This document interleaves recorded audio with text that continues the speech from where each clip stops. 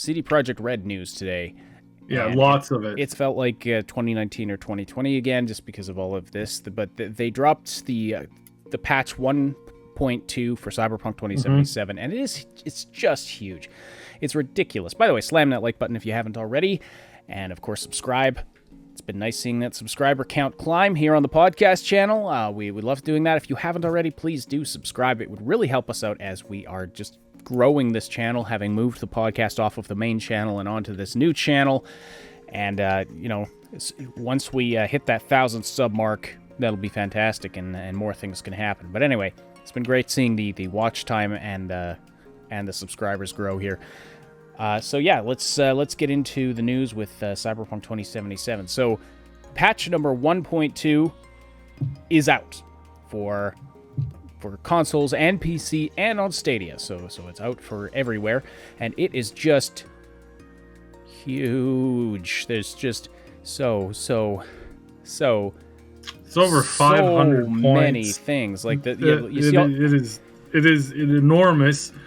I've scrolled through half of it here. If you're watching on YouTube or Twitch, I've scrolled through half of it. It's ridiculously huge, and it's hard to really find any specific point that really jumps out. There's just so many. It's like, we fixed this issue with this NPC. We fixed this issue with this character's animation during this quest. We fixed da-da-da-da-da. They did have the things they had promised would be in there, like the NCPD spawn radius has been improved as they announced it would be.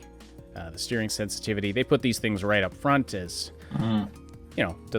that's to be expected. And of course, way down at the bottom here, there's all of these stability and performance fixes. And according to this, it makes the biggest difference on last generation consoles. But it'll improve performance across the board everywhere, apparently. And then this one kind of caught my eye. Fixed incorrect censorship when playing a copy of the game from a region other than Japan, while the console region is set to Japan or language to Japanese. So I don't know if that means it was uncensored in Japan if you bought a version from outside Japan, or if it was censored outside Japan if you bought a Japanese version or set your language to Japanese. I'm not sure, but anyway, it's just I found it interesting that this basically demonstrates that yes, the game was censored in Japan. So there you go. So Cyb, did anything jump out at you from all of this, or Moon? No, this is basically a lot of like minor fixes. I would even call the NCPD and the driving and the steering. All of this stuff is really small and minor. This basically makes the gameplay better. Hopefully. I was watching a couple of people reacting to this earlier, and there's not a humongous amount of jumping up for joy, because a lot of this stuff is just a lot of minor, like, polished bugs and tweaks and fixes that really honestly should have been out. If most of this stuff had come out now, and if the game had been released, next, like, tomorrow, right? It's the 30th, so it's quickly ending on the 30th now.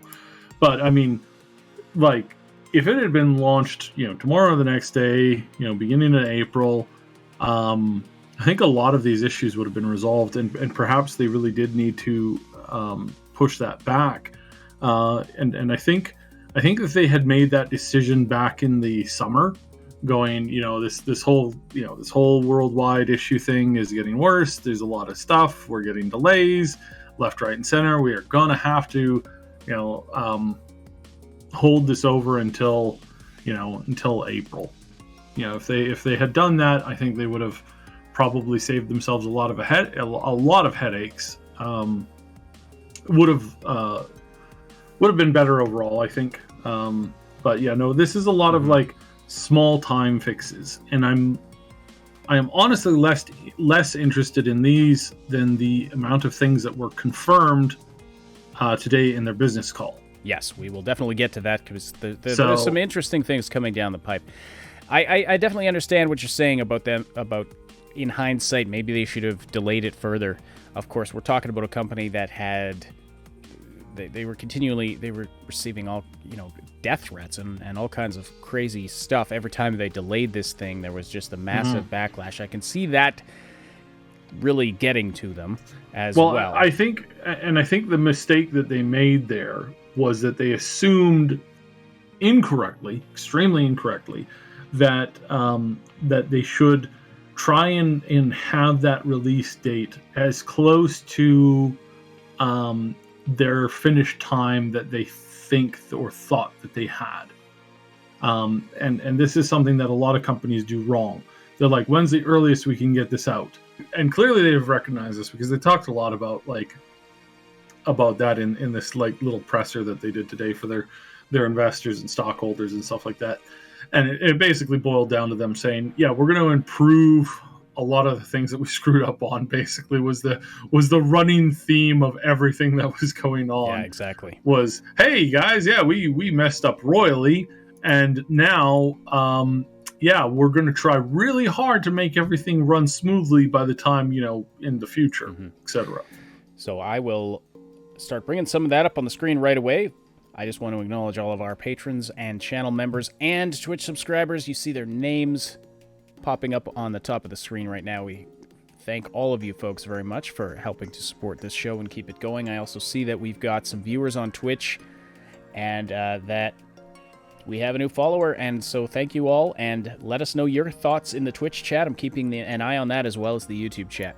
So folks, as we go through this today, let us know what you think in light of how the release of Cyberpunk 2077 went. Let us know what you think about CD Projekt's new direction, their new plans for development, and all of just so much happened today. Not just today, but a lot of it was announced today, or reported on today. This is kind of things that have been unfolding over the past couple of days. So, one thing that happened is that CD Projekt Red, it's been reported, has actually acquired Digital Scapes, which is a studio based in Vancouver, Canada, if you're not aware, that they helped on the development of Cyberpunk 2077. Now, the name sounded very familiar to me when I saw the story, and I recalled that we had reported on it when CD Projekt Red had brought on Digital Scapes to help with the project. And so we reported on it then, and now they've turned around and bought it and rebranded it CD Projekt Red Vancouver. Very interesting. Why do you think they did this? They are expanding. CDPR is expanding.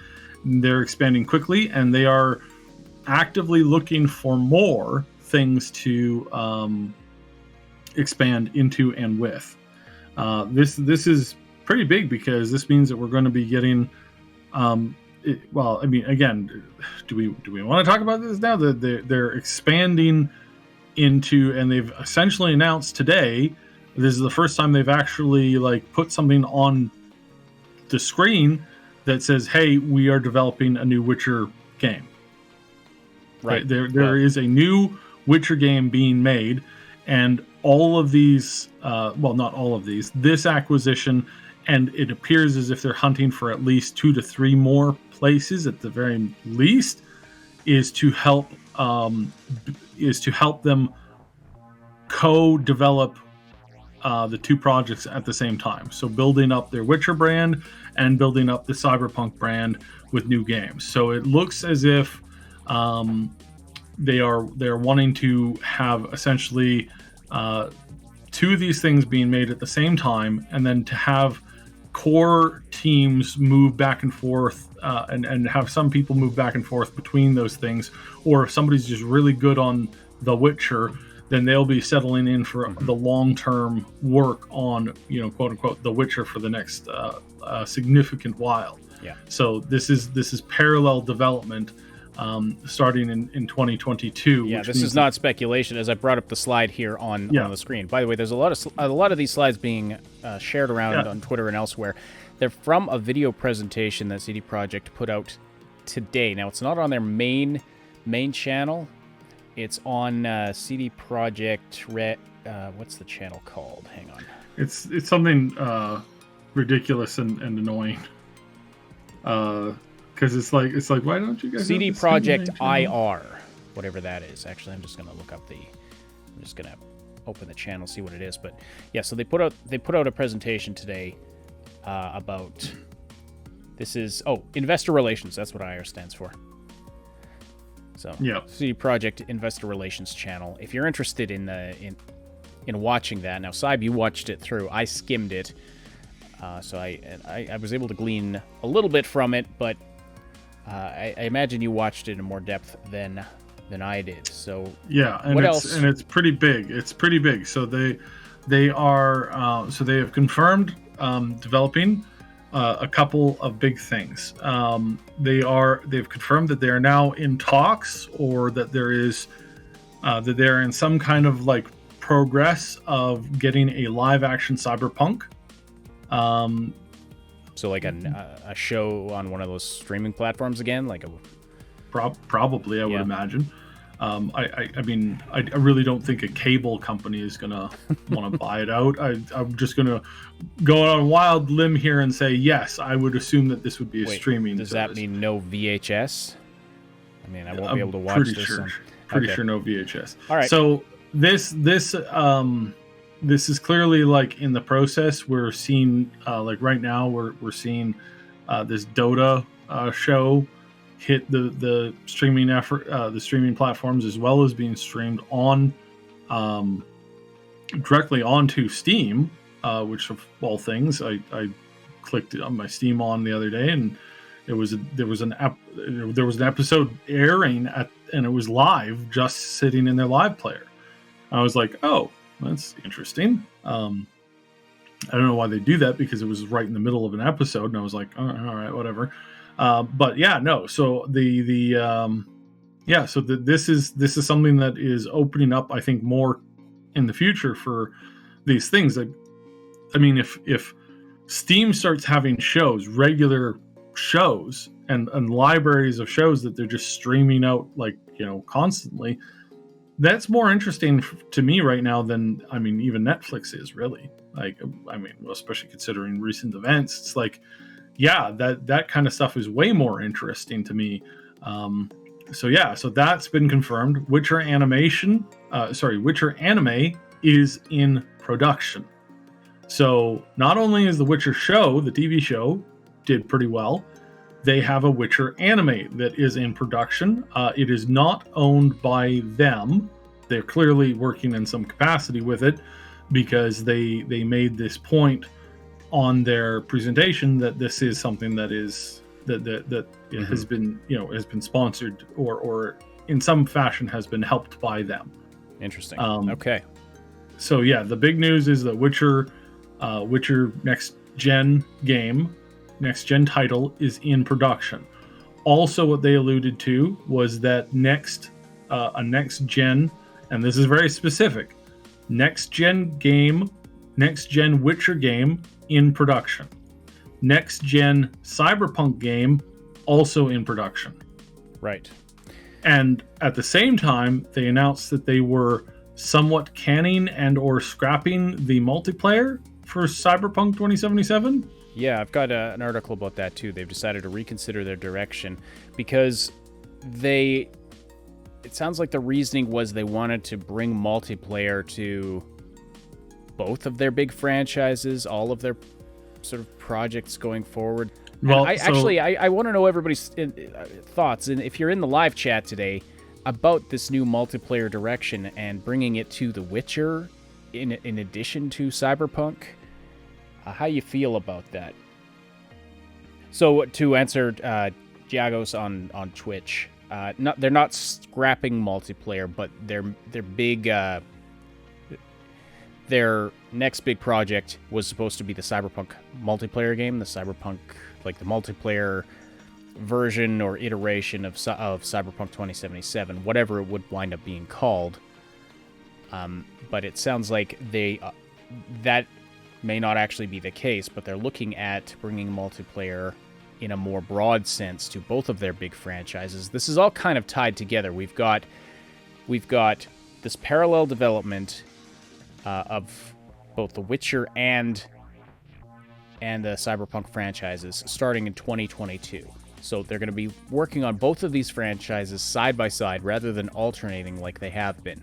And here's some details about how they plan to do that.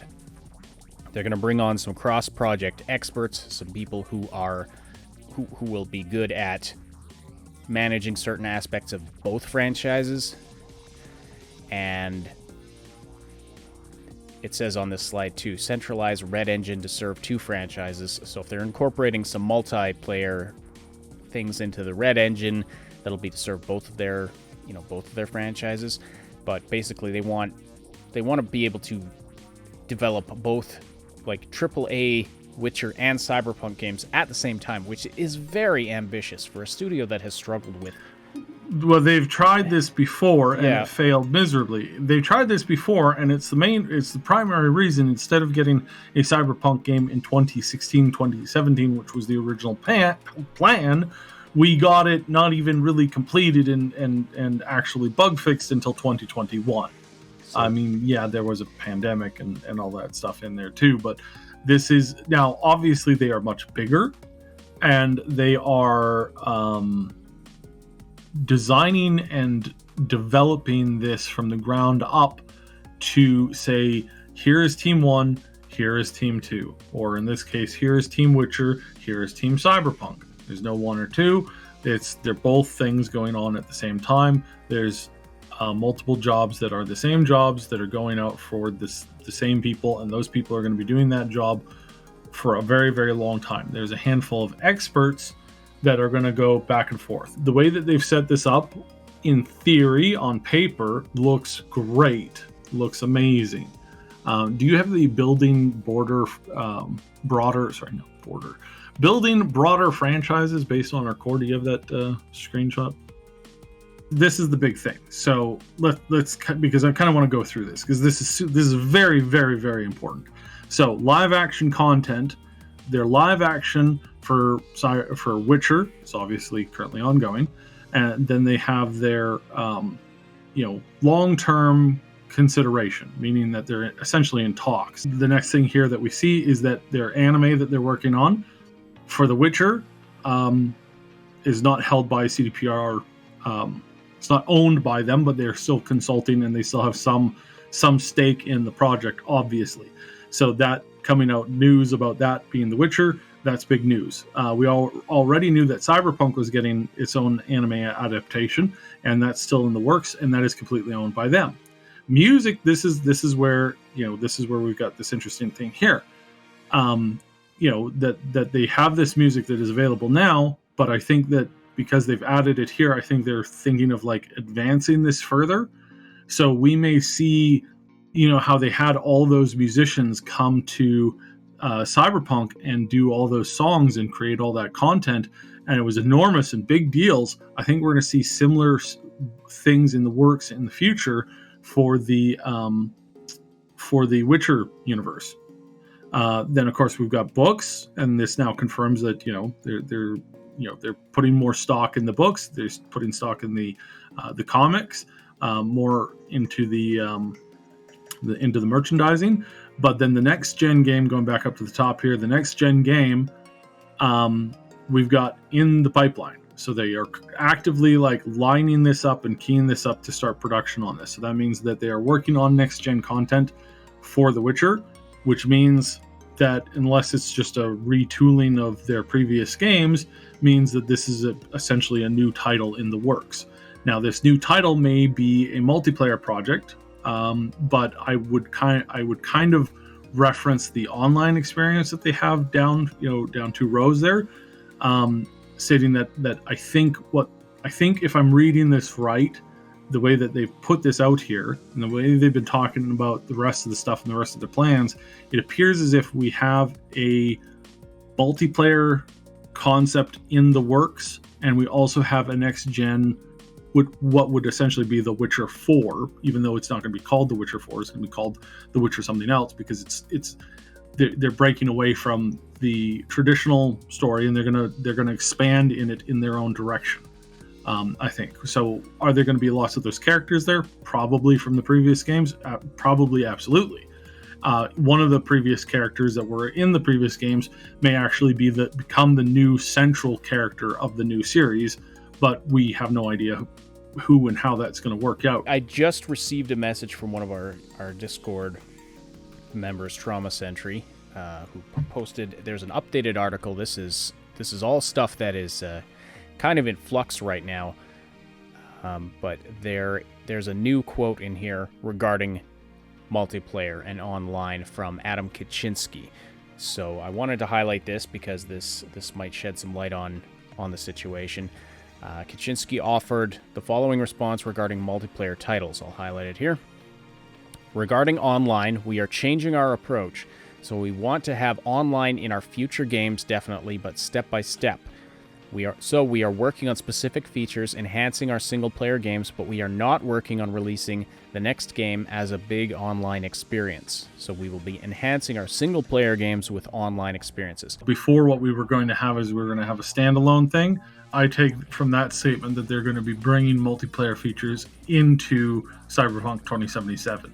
Yes, they're going to make a reason for you to play Cyberpunk 2077. Let me explain their reasoning for why I think that we can say that this is a for sure thing.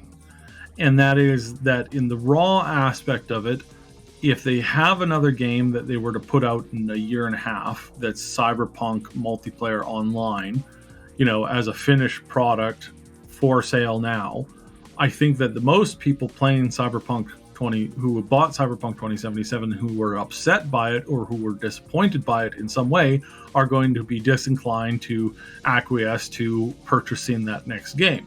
So if they instead released it as a part or as a tie-in, if you already own Cyberpunk 2077, that you just get it for free, then that's going to enlist a lot of people to try it because it's just boom, it's right there in there. It's right there.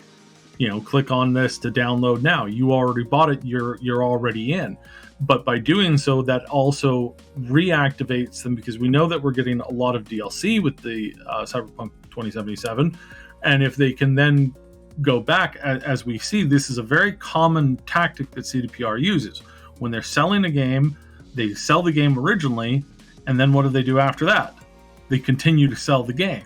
They continue to sell the game, and they continue to sell the game, and they continue to sell the game.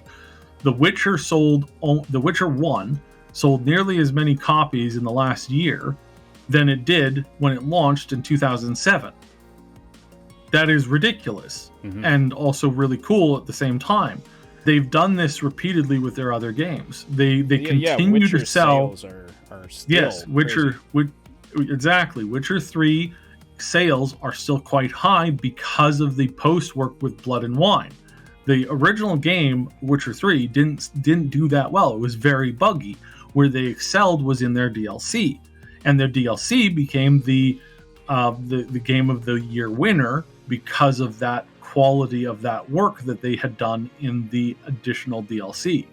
That's where they made their money. That's where they made the sales. And I suspect now that their plan is to get people to come back into the game because it's offering some new thing for free. And the 90% of people who didn't buy the DLC, what appears to be 3 major DLCs that are going to be coming over the next probably 2 years, I would imagine. I don't think that we're going to get 3 paid DLCs this year. I highly doubt that that's even likely. I suspect strongly that it'll be over the course of the next 2 years at least. And that's where they're going to get those resales over and over and over again by purchasing those DLCs. Now, I mean, just looking at the game file size, we're going to start, because what was the patch today? 45 gigabytes? Wow. I imagine, I hope that's not all code that just stays on your computer. I hope it's like temporary files and stuff, but yeah, that is big. Yes. All right. Well, so this is huge news for The Witcher and for CDPR as a whole. I understand a lot of people were really upset by by CDPR, or sorry, by Cyberpunk, by CDPR. They're upset at that. I get that. But I think what they're doing here is they're going back to their strengths. They're going to say the strongest thing about Cyberpunk 2077 is going to be our DLC, quite possibly our third DLC. I think by then they will probably reintroduce a fair amount of the RPG mechanics, because that is what everybody has been asking for. And it was interesting listening to the video today, because you know how many times they said our action-based shooter game versus our RPG roots, or our RPGs. Very interesting. They said RPGs. They never once said our action-based adventure games. They never said. They said action, and they said FPS like once or once each. But it does appear as if they are more than. It does appear that they have realized now that their primary audience was an RPG audience, not a action or an action game audience. Please chime in, Moon. I know you haven't had a lot to say about this particular topic, but please do if you want to read some of the messages, for sure. Well, I enjoyed Jago's comment on Twitch there, where hope your computer ate its Wheaties, because when you guys mentioned that 45 gigabyte update, I'm just like, yeah, I don't have time for that right now. Mm-hmm. Nope. Jagos is sort of solo chatting on Twitch there. Says, seriously, I want to smack CDPR. That was the first comment. And then regarding the multiplayer, Jagos says, don't do multiplayer if you don't know how to do it. Also says, there's concepts they can do, but they need to get things taken care of with the base game. Agreed, for sure. Jiu 9, we need DLC. For sure, and I mean, it probably...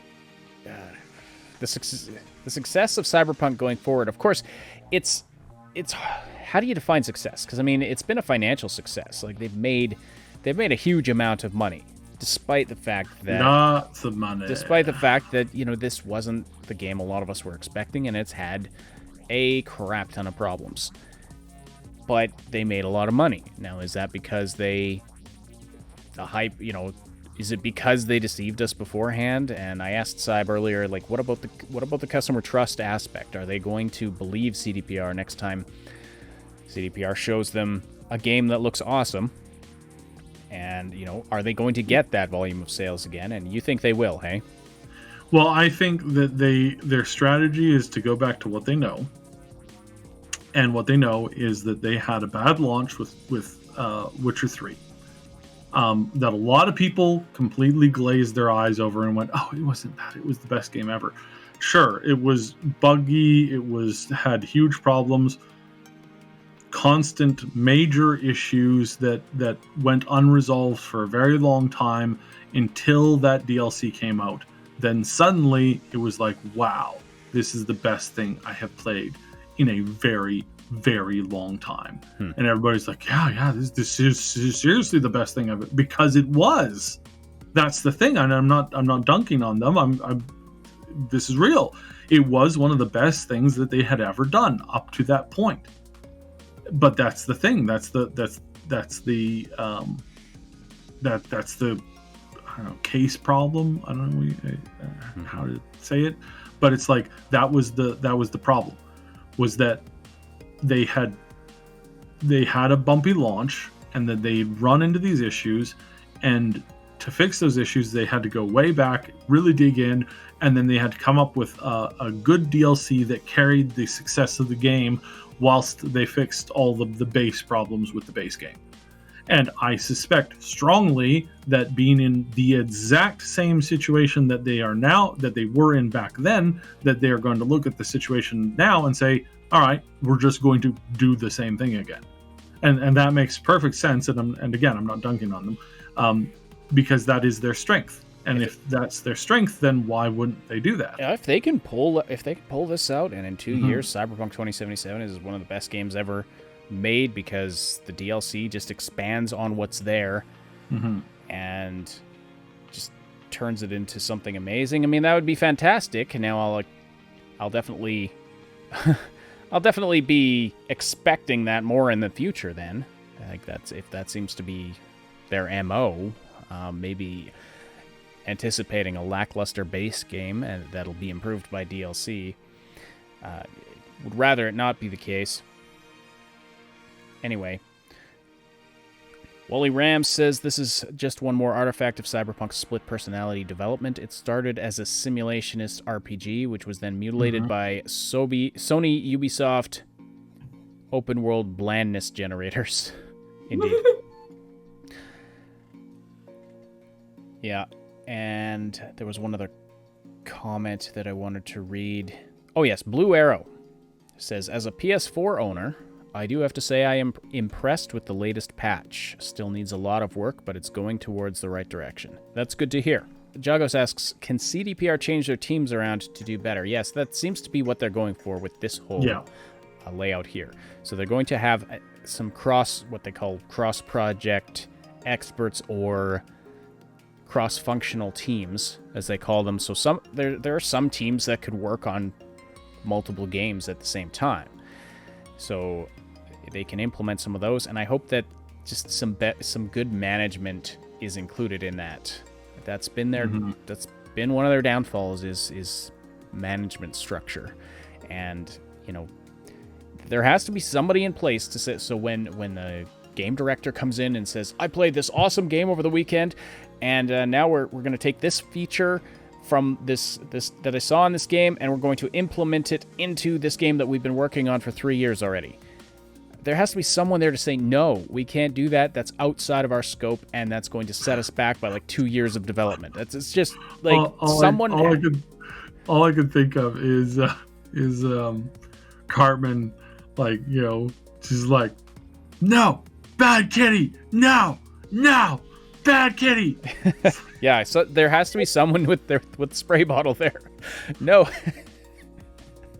Bad idea, man. Spraying you in the nose. No, you do not do this. This is not helpful in any way, shape, or form. Go back. It's just because the further along you get in development, the more you have to commit to what you've already done. Otherwise, you go back and there's a huge cost to going back and reinventing part of the game. The one thing we neglected to mention that I just want to touch on very quickly is that they are also making some changes in terms of marketing. They have learned their lesson, and they're no longer they're going to have shorter marketing campaigns for their games. They're going to wait until much closer to release before even announcing their games.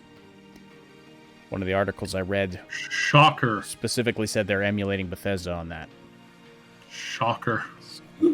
So I'm glad they learned their lesson there. Now, it was a fun ride from 2017 through 2020, being caught up in the hype and the every bit of news was very exciting. Now they have stated that they are going to continue having a robust community relationship.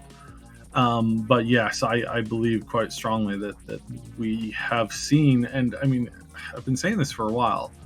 I really think we're going to now. Again, I gave them a pass because I believe they were capable of it, but I don't believe they're capable of it anymore. But yeah, no, I mean, I really thought that they were going to be capable of this, but I think they were capable. They just didn't pull it off because of some problematic choices. Probably, yeah. If they wanted to, I mean, if they really to bring on Keanu Reeves as Silverhand and really completely change the direction of the game like that was not. It didn't work. It didn't work. When it altered the game from what people were expecting, what they had been talking about beforehand that this game was going to be. Two. You remember that? There were going to be 2 open world environments. And there was that got scrapped. There was all this stuff. We saw the posters on the wall inside CD Projekt Red when we did the studio tour with Mad Queen way back. virtual studio tour via our pizza drone. Yes, the pizza virtual drone. the virtual one that was in no way, shape, or form actual. Yes, that one. Yeah. But yes, as Jagos points out, yeah, talk about the disappointment. Yeah, it was the high was pretty exciting, but now it's just a big slump. And a lot of us Just like real heroin.